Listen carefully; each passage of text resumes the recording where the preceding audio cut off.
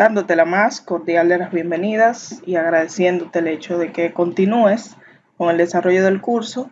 Te invito a que pases a ver ya la última parte de las funciones de texto que nos ofrece SQL Server tanto en sus últimas versiones como en versiones pasadas. El primer par de funciones que vamos a ver son las funciones right y left. En la primera de ellas nos retorna la parte izquierda de una cadena de caracteres y la función right nos retorna la parte derecha de una cadena alfanumérica. A ambas funciones debemos especificarle qué cantidad de caracteres o de letras vamos a seleccionar, ya sea de su parte izquierda o de su parte derecha. Entiéndase, necesitan ambas dos parámetros. Número 1, el texto o el valor alfanumérico, y número 2, la cantidad de caracteres que estaremos obteniendo de cada cadena. Conocer cómo ambas funciones trabajan es realmente muy sencillo. Vamos a hacer un ejemplo tomando la frase hola mundo, o escribirla acá dentro de comillas, siempre que sea un valor alfanumérico. Hola mundo, y le indicaré a mi consulta en un segundo parámetro que yo necesito o que requiero 5 caracteres de la parte derecha, la función right, de la cadena que le estoy pasando en el primer parámetro. Cierro acá, ejecutamos y vemos cómo Transat nos retorna los últimos 5 caracteres de esa cadena, tomando como referencia el valor hacia la derecha. Si quiero tomar de esa misma cadena, para no hacer el ejemplo tan larguito, la parte izquierda, de paso, naturalmente, un left, abro paréntesis, el valor que voy a utilizar para obtener lo que ando buscando, y le indico en este caso que nos pase o que nos retorne los primeros 4 caracteres de la parte izquierda de esa cadena. Si corremos esa consulta, vemos que en ambos casos SQL Server nos retorna el valor de acuerdo a lo que hemos requerido, tanto con la función right como con la función left. Nuestro siguiente caso de estudio corresponde a la función charIndex. Es una función que nos ayuda también a buscar caracteres dentro de una cadena. O sea, tomamos una expresión y charIndex nos va a retornar un valor numérico indicándonos cuál es la posición donde se encuentra ese valor que andamos buscando. Tal como muestro en este texto, en este párrafo de acá, si no especificamos dentro de la función charIndex un tercer parámetro que indique desde qué posición queremos iniciar la búsqueda, esta función tomará siempre como valor por defecto el primer carácter, entiéndase la posición 0. Veamos pues la funcionalidad que esta función charIndex nos ofrece. Vamos a tomar un ejemplito directamente desde la tabla que tenemos en nuestra base de datos y que se llama videos CA. Tomaré como columna para el ejemplo al título y vamos a escribir acá nuestra función charIndex. Como primer parámetro de búsqueda vamos a utilizar esta palabra en inglés de. Adicional a eso, la función charIndex requiere el lugar donde va a buscar. Lo que le acabo de escribir aquí a SQL Server es que busque dentro de título la posición, o sea, el charIndex, donde se encuentra esta primera incidencia de la palabra de. Vamos a poner, para tenerlo como referencia, la columna título.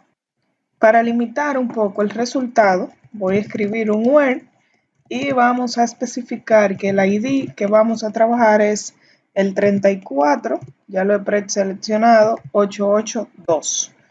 Ejecutamos y vemos que me está indicando que en la posición 37, para ese video ID, dentro del título voy a encontrar esta palabra, la palabra de. En la ejecución anterior, podemos percatarnos de que la consulta se ejecutó contando desde el primer carácter dentro de la columna título. Si quisiéramos cambiar eso, digamos que, como vemos aquí, tenemos una segunda coincidencia para la palabra T, para THE, y si quisiéramos tener acceso a ella, la función charIndex nos va a permitir incluir un tercer parámetro a partir del cual queremos realizar esa búsqueda de ese carácter en particular. Como el resultado anterior nos dio 37, voy a empezar a contar desde la posición 40 para de esa forma asegurarnos de encontrar el resultado de esta segunda coincidencia dentro de ese texto.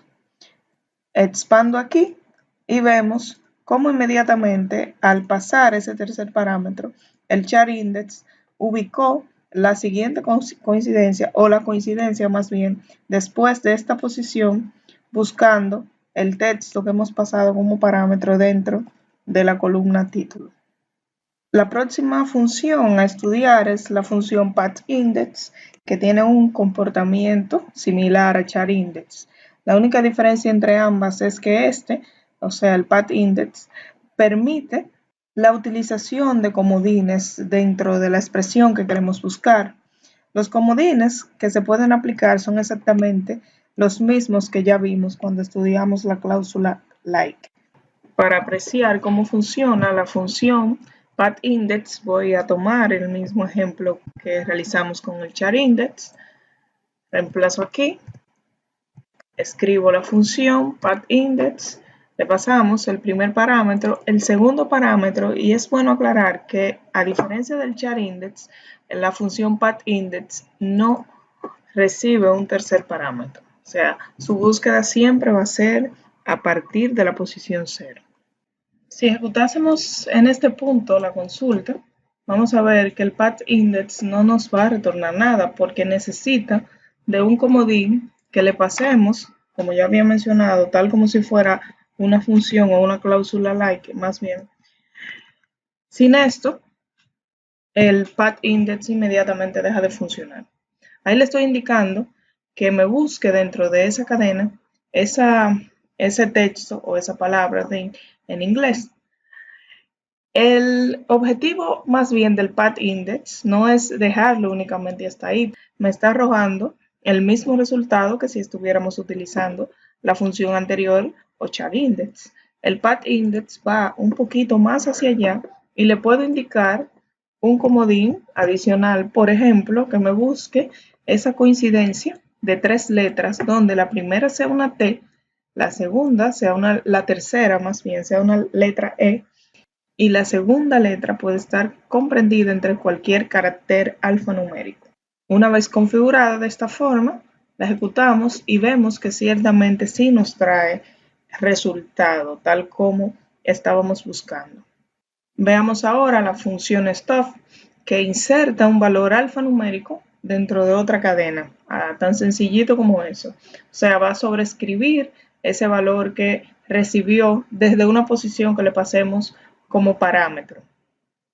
Sin miedo a equivocarme, la función substring debe ser de las más utilizadas dentro de Transat cuando estamos trabajando con textos.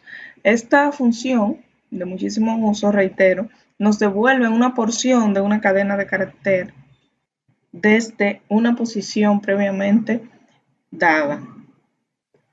Ya habíamos conversado sobre las funciones right y left. Ambas nos permiten también obtener una porción de un texto, solo que para obtenerla necesitamos necesariamente especificar si va a ser del lado izquierdo o del lado derecho. Cuando vamos a estar extrayendo textos, digamos, de la parte central de un valor alfanumérico, entonces utilizamos substring. Yo voy a escribir aquí un query tomando un top. Bueno, inicialmente vamos a tomar solo 10 filas desde la tabla videos CA y tomaremos para nuestro ejemplo la columna que se llama título. Escribo acá, seleccionamos y ejecutamos. Aquí sí, tengo únicamente los primeros 10 valores de esta columna. Supongamos pues que tomaremos las primeras 3 letras del título. Ejemplo sencillito. Primero la función substring, luego de dónde voy a obtener yo esos valores que estoy buscando obtener. En segundo lugar, como parámetro, desde qué posición yo voy a tomar esos valores. En este ejemplo, en esta primera etapa, vamos a mostrarle o vamos a seleccionar desde el primer carácter de la columna título.